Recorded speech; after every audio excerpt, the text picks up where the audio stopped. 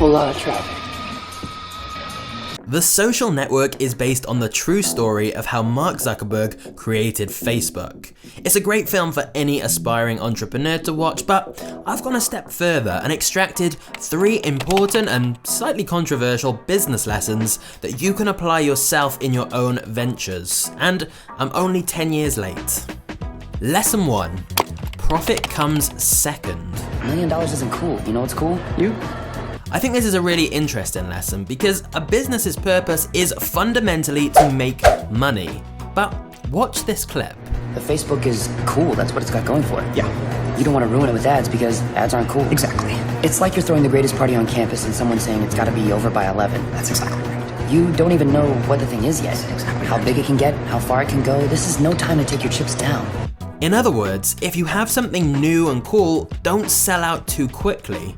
Obviously, we all want to make money, but by essentially cashing in too soon, you can often stunt the growth and limit the potential.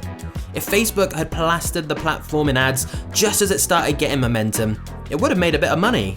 But it's unlikely it would have been such a hit and become as popular and valuable as it is today. If you've got a great product, the profits will follow.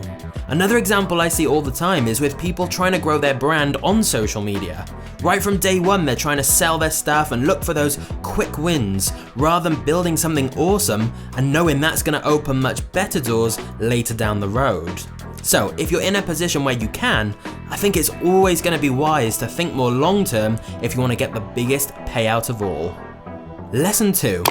It's not about who has the idea, it's about who executes it. At the heart of the film is the conflict of who actually came up with the idea of Facebook.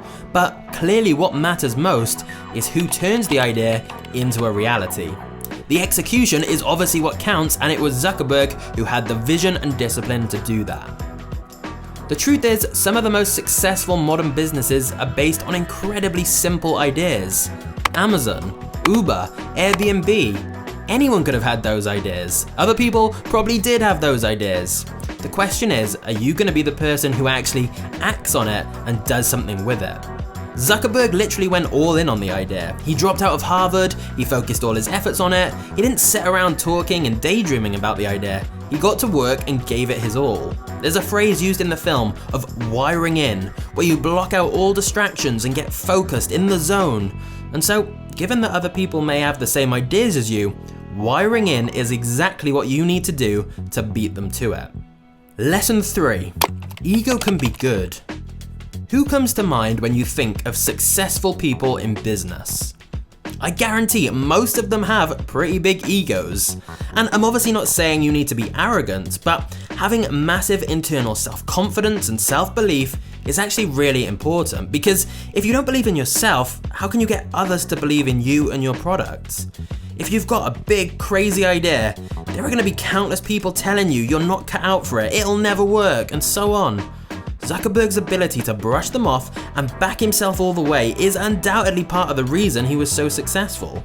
And that doesn't mean you should delude yourself. It means you should work to actually become one of the best in your field, so you can show up every day knowing you're one of the best. Whether you think you can, or whether you think you can't, you're probably right.